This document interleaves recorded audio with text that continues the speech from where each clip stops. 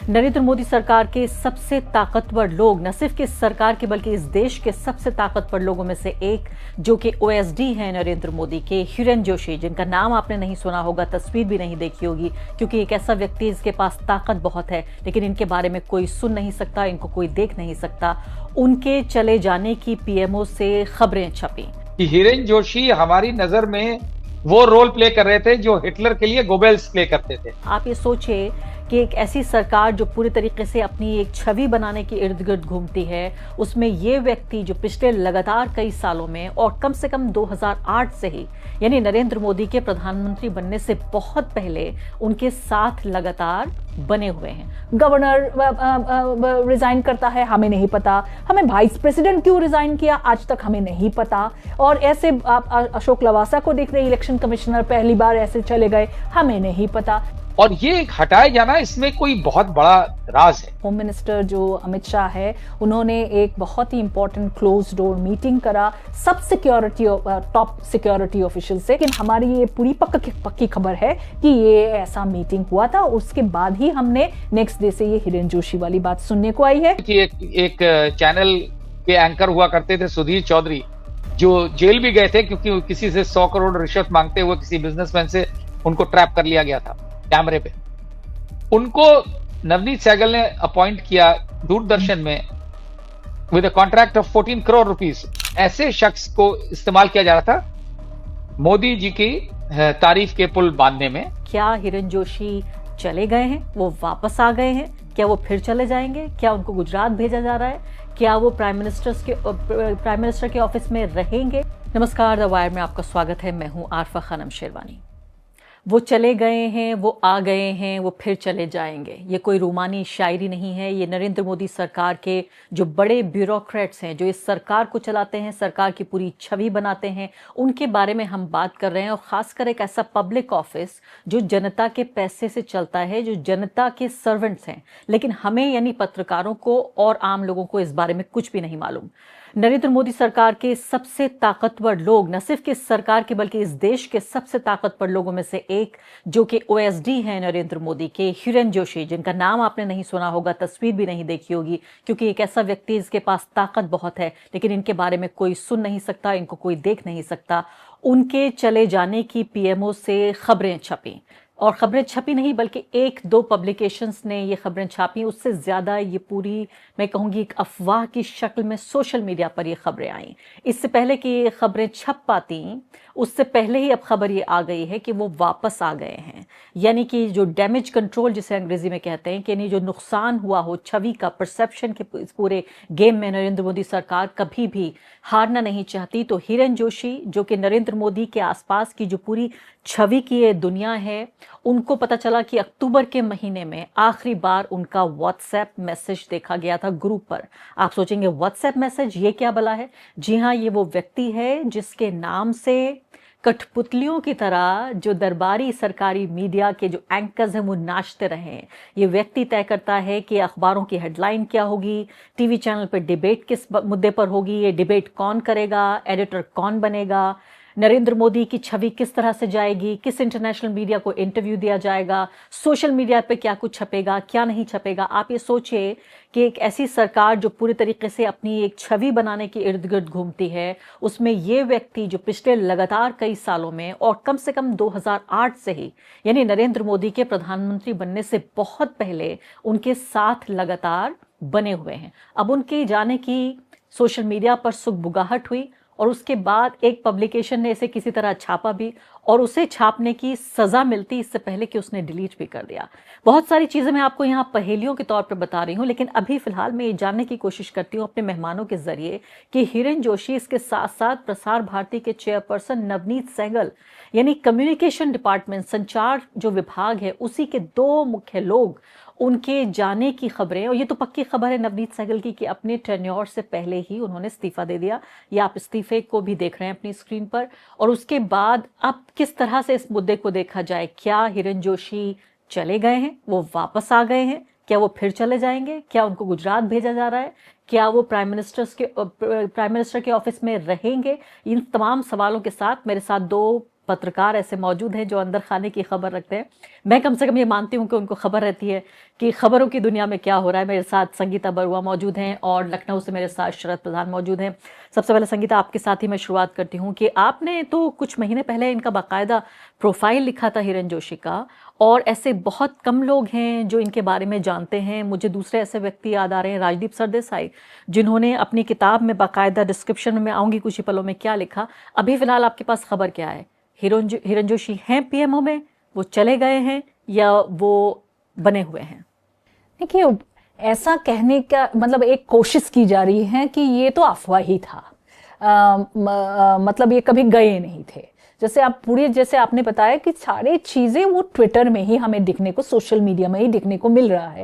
लेकिन इससे Arfa as a journalist मैं थोड़ा सा हैरान भी हूँ, क्योंकि ये ऐसा तो नहीं है कि पीएमओ जो है ये एक पब्लिक ऑफिस है, तो उसमें अगर एक बहुत ही इंपॉर्टेंट कम्युनिकेशंस का जो पूरा प्राइम मिनिस्टर का देखता है, वो आदमी जो पूरा, जैसे आपने कहा, पूरा मीडिया को कंट्रोल करता है, पूरा नैरेटिव कंट्रोल करता है, वो आदमी अगर गायब हो जाता है, नहीं होता है अक्टूबर के महीने से, तो ये जर्नलिस्ट को खबर इतना है नहीं। तो पहले का जब हम देखते हैं कि ये सब खबरें किसी न किसी के पास होते होंगे और स्टोरीज आ जाती थी, छप जाती थी, लेकिन अब दिख रहा है कि ये सब एक कहानी ही नहीं, कोई स्टोरी ही नहीं है। एक बहुत बड़ी बात है ये। और दूसरा, आप देखें, आपने बताया प्रसार भारती के चेयरपर्सन, वो क्यों गए?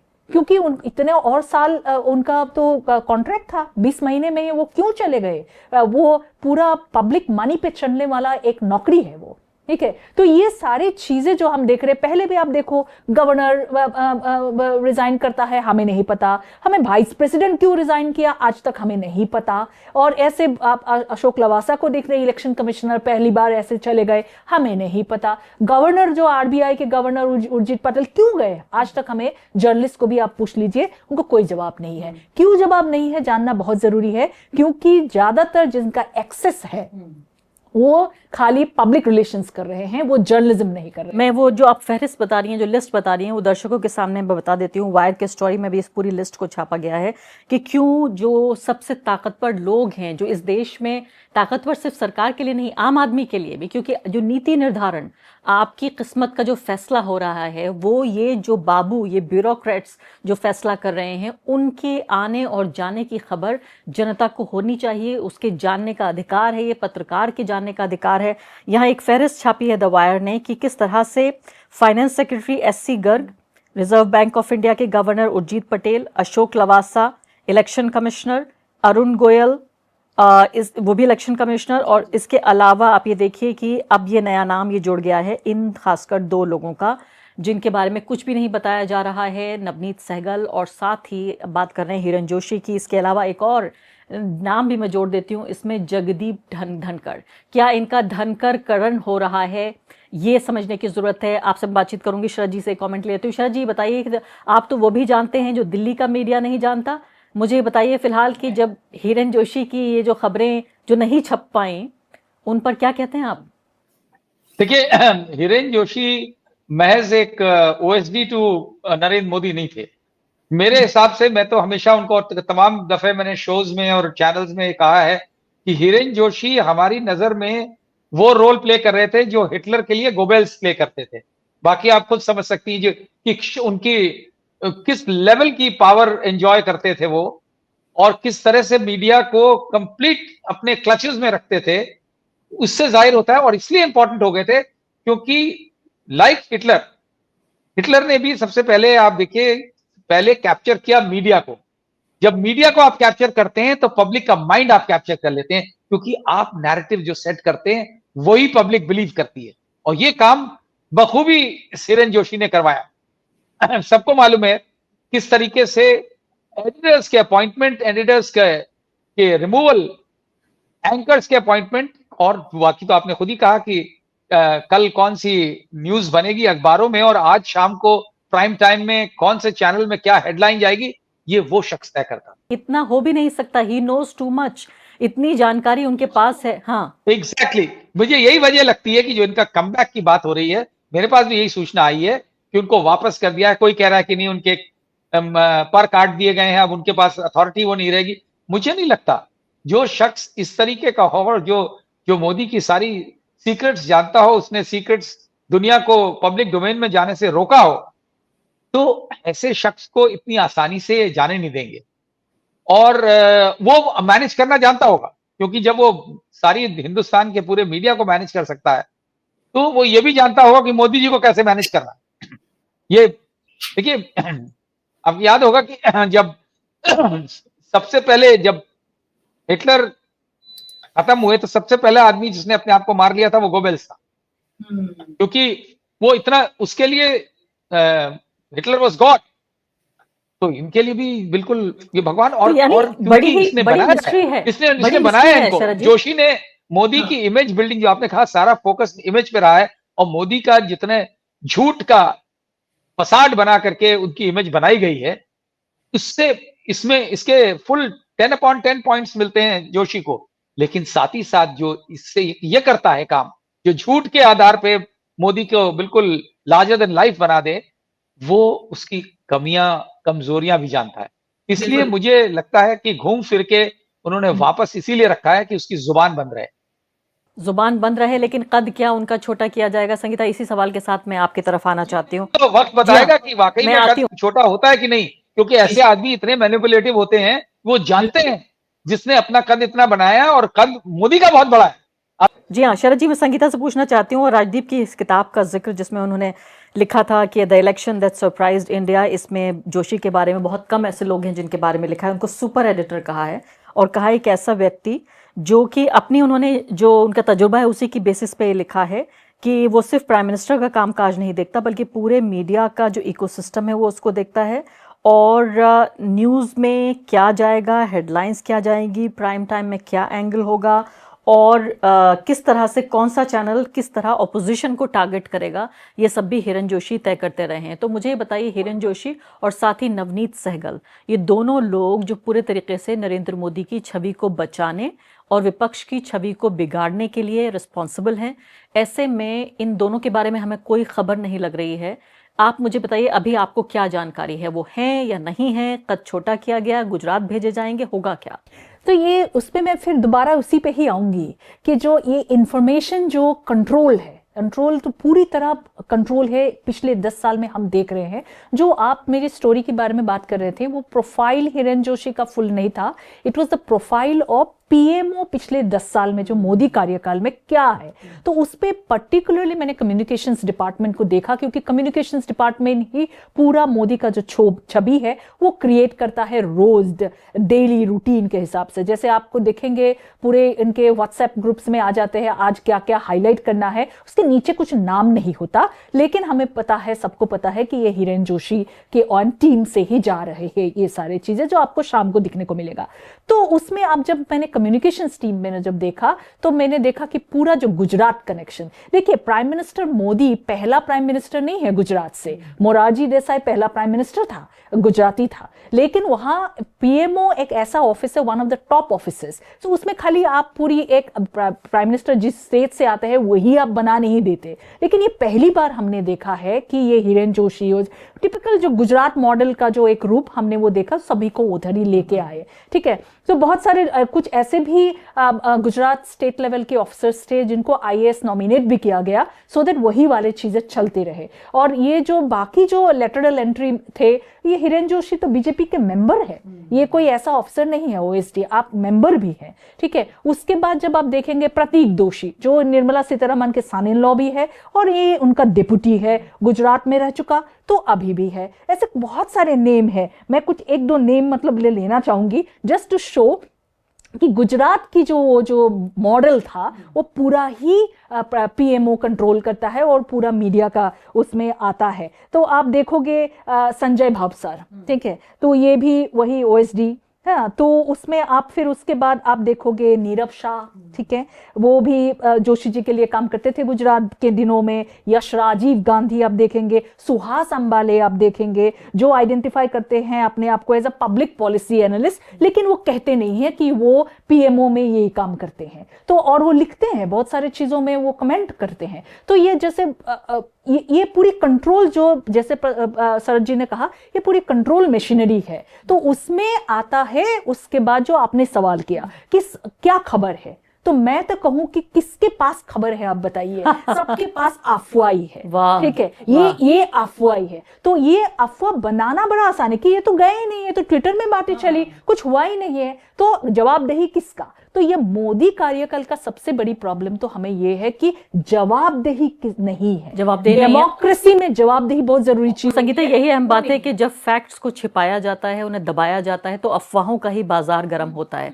अगर तथ्य हमारे सामने आते और बताते हमें प्रधानमंत्री कार्यालय से कि इस व्यक्ति को हटाया जा रहा है या बदला जा रहा है, जो भी, तो ये अफवाहें नहीं फैलती। चूंकि तथ्य नहीं है हमारे पास, इसलिए फैक्ट्स के एब्सेंस में अफवाह फैल रही है। शरद जी, आखिरी सवाल आपसे ये जानने की मैं कोशिश करूंगी कि फिलहाल इस पूरे मामले को अगर देखें, अगर पवन खेड़ा प्रेस कॉन्फ्रेंस नहीं करते और ये बातें सामने नहीं रखते, उन्होंने तो करप्शन के भी इल्जाम लगाए हैं, हालांकि चूंकि उनका कोई आधार अभी तक हमारे सामने इसलिए हम ज्यादा बात नहीं कर रहे इस बारे में, लेकिन इस बारे में तो कभी खबर ही नहीं लगती। क्या आप ऐसा भी समझ रहे हैं कि हिरेन को हटा के कोई ऐसा भी व्यक्ति आपकी नजर में है जो उनकी जगह ले सके? नहीं, देखिए, ये तो गोज विदाउट सेइंग कि करप्शन तो इशू हो ही नहीं सकता इस सरकार में, क्योंकि इस सरकार में करप्शन इतना ज्यादा रैम्पेंट और इतना ज्यादा बढ़ चुका है, उसका रूप इतना विशाल हो चुका है कि corruption can not be an issue इनके रिमूवल के लिए। इशू कोई ऐसी चीज है जो डायरेक्टली नरेंद्र मोदी को हिट करती है। और दोनों, मुझे लगता है ये हिरेन जोशी और नवनीत सहगल दोनों का मामला एक दूसरे से जुड़ा हुआ है। Navneet Sehgal I have known personally also, क्योंकि यूपी में वो बहुत साल, उन्होंने 35-36 साल यहाँ सर्विस करी है एज एन IAS ऑफिसर, और बड़ी उनके कंट्रोवर्शियल भी रहे हैं, बट डूअर भी रहे हैं। उनके बारे में यह है कि वो कुछ भी कर सकते हैं, और इसी वजह से पॉपुलैरिटी बहुत रही है, और हर गवर्नमेंट में रही है, चाहे वो मायावती गवर्नमेंट हो, चाहे अखिलेश यादव गवर्नमेंट हो, और चाहे बीजेपी गवर्नमेंट हो, हर एक में ही एंजॉयड की पोजीशंस, और कांग्रेस गवर्नमेंट में हमेशा अच्छी पोजीशन एंजॉय करी है। और वो वजह ये थी कि डिलीवरी उन्हें आती, और यही तरीका था कि इनके वहां पे जो प्रसार भारती के में जाने में दो आदमियों का बहुत बड़ा रोल था, एक अमित शाह और एक जर्नलिस्ट जो कि अमित शाह के बहुत क्लोज माने जाते हैं, जिनको सारी दुनिया जानती है, जो कई स्कैम्स में भी इन्वॉल्व हैं, लेकिन उनको बचा लिया जाता है। वो बहुत क्लोजली एसोसिएटेड रहे नवनीत सहगल से, और ये माना जाता है कि तो इसके पीछे ये भी एंगल देखने वाला है कि इन लोगों का क्या रोल है, जिसमें कि ये भी हो सकता है कि अमित शाह या वो जर्नलिस्ट किसी, जो कि अमित शाह के बहुत क्लोज है, किसी तरीके से नरेंद्र मोदी के हर्ट करने के लिए या हिट करने के लिए कुछ प्लान कर रहे थे, क्योंकि और उसमें कड़ी में जोशी भी इन्वॉल्व हो। This is a conspiracy theory, लेकिन ये मुमकिन भी है, क्योंकि ऐसा नहीं हो सकता कि बगैर इसके इस तरीके का ड्रास्टिक स्टेप लिया जाए, and one after the other, पहले जोशी फिर सहगल। पहले ये माना जा रहा था कि नवनीत सहगल का इतना क्लाउड हो गया था दिल्ली में। आपको मालूम है कि एक चैनल के एंकर हुआ करते थे, सुधीर चौधरी, जो जेल भी गए थे क्योंकि किसी से 100 करोड़ रिश्वत मांगते हुए किसी बिजनेसमैन से उनको ट्रैप कर लिया गया था कैमरे पे। उनको नवनीत सहगल ने अपॉइंट किया दूरदर्शन में with a contract of 14 crore rupees, 14 crore का एनुअल कॉन्ट्रैक्ट। और ये कहा जाता था उनके बारे में, अरे साहब, उनकी तो पॉपुलैरिटी इतनी, TRP इतनी ज्यादा है कि अर्नब गोस्वामी और अंजना ओम कश्यप से भी ज्यादा है। आप सोचिए कंपैरिजन। और ऐसे शख्स को इस्तेमाल किया जा रहा था मोदी जी की तारीफ के पुल बांधने में, और 14 करोड़ में कितने कितने पुल बांधे होंगे तो भगवान जाने। लेकिन उन्होंने ये चीज, तो जिस आदमी की इतनी पोजीशन हो, इतना पावरफुल हो, क्योंकि गवर्नमेंट में हमने आज तक नहीं सुना कि 14 करोड़ का इंडिविजुअल व्यक्ति के साथ कॉन्ट्रैक्ट कोई किया गया, वो भी सरकारी ढांचे में। सरकारी ढांचे में। और ताज्जुब यह है कि ब्यूरोक्रेट्स कभी भी, IAS ऑफिसर्स कभी भी अपने से ज्यादा पैकेज किसी का नहीं देने देते हैं, चाहे वो कितना काबिल हो आदमी। तो उसमें इस तरीके का बनना दिखाता है कि कोई बड़ी इसमें ऐसी वजह है जो आई एम श्योर वक्त के साथ वो सामने आएगी, लेकिन इसमें डायरेक्टली जरूर मोदी के कोई राज के खोलने का खतरा या कुछ इस तरीके की बात रही होगी। इसी वजह से ये दोनों ड्रास्टिक स्टेप्स। हम उस वक्त का इंतजार करेंगे जिस वक्त की आप बात कर रहे हैं। बिल्कुल शॉर्ट कमेंट संगीता। आरफा, एक चीज और मैं क्विकली ऐड करना चाहूंगी, जैसे शरद जी ने कहा कि क्या हुआ था, ठीक है, तो हमारे अभी खबर हमारे पास ये खबर है कि अराउंड दैट टाइम, अभी जब ये खबर निकलने वाली थी, तो उस टाइम पे हमारा ये खबर है कि होम मिनिस्टर जो अमित शाह है, उन्होंने एक बहुत ही इंपॉर्टेंट क्लोज डोर मीटिंग करा सब सिक्योरिटी टॉप सिक्योरिटी ऑफिशियल से। जो जैसे एक और चीज मैं इसमें वो कह दूं कि ऐसे अगर मीटिंग होती थी, होम मिनिस्टर अगर ऐसे एक क्लोज डोर और सभी को मतलब टॉप लोगों को, सिक्योरिटी लोगों को से बातचीत हो रही हो, तो एक स्टोरी बनती थी पहले। अब वो पीएमओ, आप अगर होम मिनिस्ट्री में फोन भी करो तो कोई रेस्पॉन्ड करता था, लेकिन वो सब नहीं हो रहा है। लेकिन हमारी ये पूरी पक्की खबर है कि ये ऐसा मीटिंग हुआ था, उसके बाद ही हमने नेक्स्ट डे से ये हिरेन जोशी वाली बात सुनने को आई है। तो मुझे लगता है कि ये सब, जैसे शरद जी ने कहा, एक कुछ ऐसा एक हाई लेवल का कनेक्शन भी कुछ हो सकता है, ऐसी एक सिक्योरिटी एस्पेक्ट। और दूसरी बात आरफा, एप्स्टेन फाइल्स की जो बात, जो मोदी जी का वो कॉन्टेक्ट, इसमें आप मीडिया में कोई भी बात नहीं सुनेंगे। जी हाँ, तो ये कैसे हो रहा है? मुझे लगता है आप दोनों के पास और खबरें हैं, एक और कार्यक्रम होना चाहिए। मैं चाहती हूँ कि 48 घंटे दर्शक इंतजार करें। 48 घंटे के बाद मैं इन दोनों के पास वापस लौटूंगी। तब तक उम्मीद है कि कुछ और खबरें आपके लिए इकट्ठा कर लेंगे, क्योंकि अफवाह आपको वहां मिलेगी, आपको खबरों का सप्रेशन दूसरी तरफ मिलेगा, लेकिन जो सही खबर है वो आपको द वायर पे मिलेगी। आप वापस लौटिए यहीं पर, मैं भी वापस लौटूंगी इन दोनों पत्रकारों के साथ। बहुत बहुत शुक्रिया आप सभी लोगों का। द वायर के और वीडियोस देखने के लिए सब्सक्राइब करें और बेल आइकन पर क्लिक करें। स्वतंत्र पत्रकारिता की आर्थिक मदद करने के लिए डिस्क्रिप्शन में दिए गए लिंक पर जाएं और अपनी राशि चुनें।